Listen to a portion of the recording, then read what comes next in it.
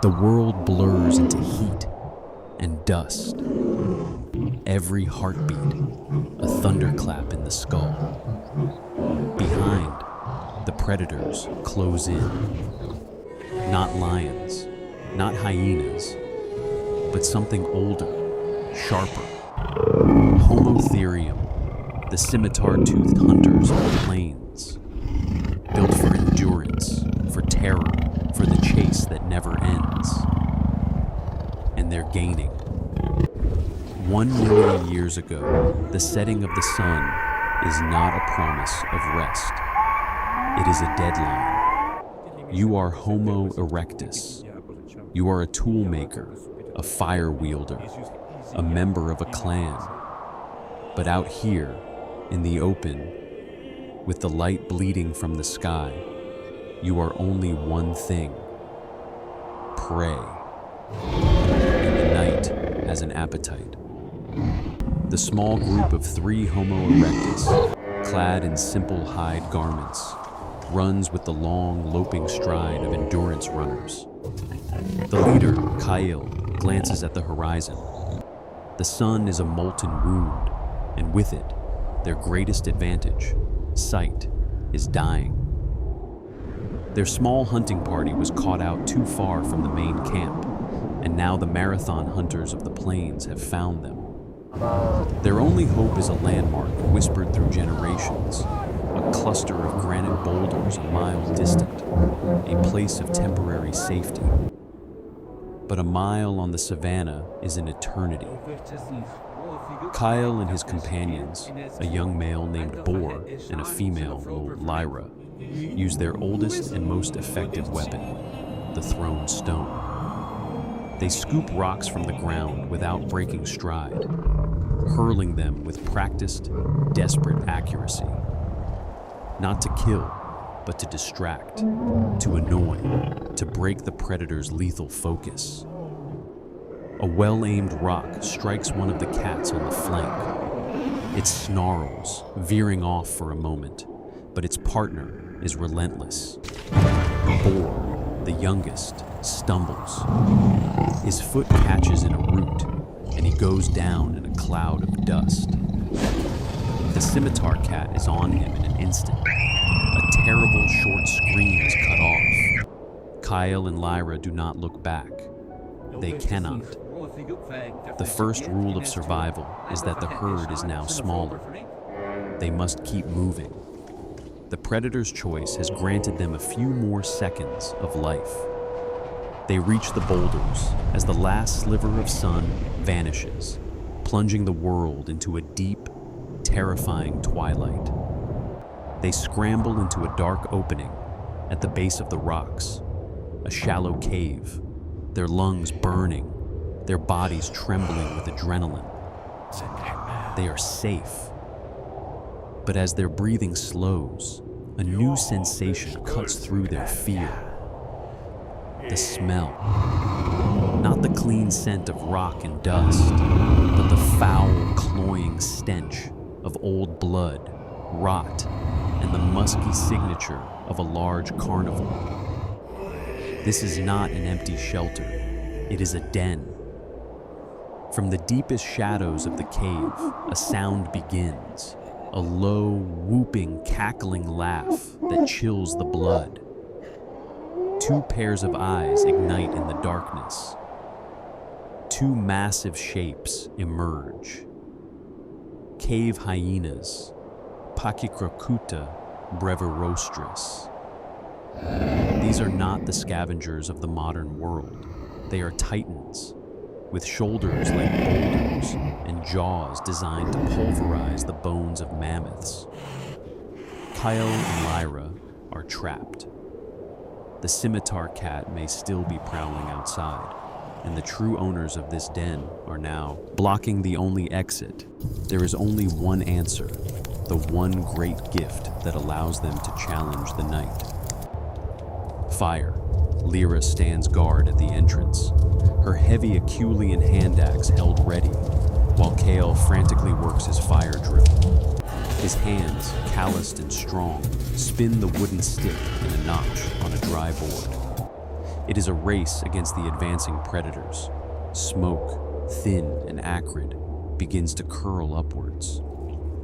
He whispers to it, coaxing it. A tiny precious ember glows in the powdered wood.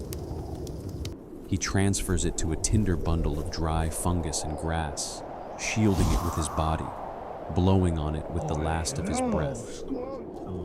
A flame erupts, small and defiant. Kyle thrusts the burning tinder onto a pile of dry sticks.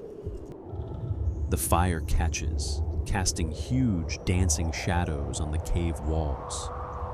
He grabs a long branch, ignites the end, and brandishes the burning torch at the hyenas. The beasts, which have only ever known fire as a wild, distant force of lightning, recoil in confusion and fear from this small, controlled star held in the hand of this fragile creature. With snarls of frustration, they back out of the cave, joining the rest of their pack, which has been drawn by the commotion. They have won the cave, but now they are under siege. A dozen pairs of glowing eyes stare from the darkness, a ring of patient death. The hyenas begin their psychological warfare, their whoops, growls, and insane laughter echoing in the enclosed space, designed to fray the nerves and exhaust the spirit. Kale and Lyra take turns guarding the entrance, their burning branches the only thing keeping the pack at bay. But their fuel is a small pile of dry wood they found in the cave. It will not last the night. Hours crawl by. The fire dwindles to a small, precious flame. Their last few branches are turning to charcoal. The hyenas sense the weakening of the light and press closer, their forms growing bolder at the edge of the firelight. Kyle and Lyra exchange a look of grim understanding. The fire is dying, and when it does, they will die with it. Suddenly, the night changes.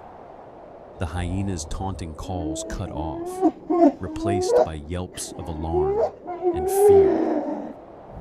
The pack scatters, vanishing into the darkness as if swatted by an invisible hand. Kale and Lyra stare into the night, their hearts pounding. What could possibly frighten a pack of giant hyenas?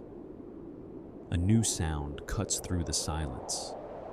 A low, rumbling growl, a sound so deep it feels like the vibration of the earth itself. A new shape blocks the moonlight at the cave entrance, a silhouette of pure power and size. It is a cave lion, Panthera leo fossilis, one of the largest cats to ever walk the earth. It is a solitary apex hunter, and it has just asserted its dominance over the lesser predators. The lion takes a slow, deliberate step into the cave, its massive head low, its eyes reflecting the last dying embers of the fire. It has no fear of them. It sees only two cornered, exhausted creatures, their one defense now fading to nothing. Kale stands to face it. His spear is gone. His fire is gone. All he has left is the heavy teardrop-shaped hand axe, a masterpiece of stone and will, perfected over 1,000,000 years of evolution. He raises it, the faint firelight glinting on its sharp, symmetrical edge. He lets out a defiant roar, a sound that is both his and 1,000,000 years of his ancestors' combined will to live. The lion answers with a deafening snarl that shakes the very rock around them. The hunt is not over. It has just begun. This was the world that made us, a nightly terror, a life lived on a razor's edge between the dying of the light and the hope of the dawn. The predators that haunted our ancestors' steps are gone, but the intelligence to solve impossible problems, the courage to stand before the roaring darkness, and and the profound need for the safety of the communal fire remain. That resilience, forged in the crucible of a million nights like this one, is their legacy. It is the inheritance that lives in our bones. If this story of our ancestors' struggle for survival resonated with you, let us know in the comments. What do you think was the most terrifying part of a prehistoric night? Liking this video and subscribing helps us journey deeper into our shared past. Thank you for watching.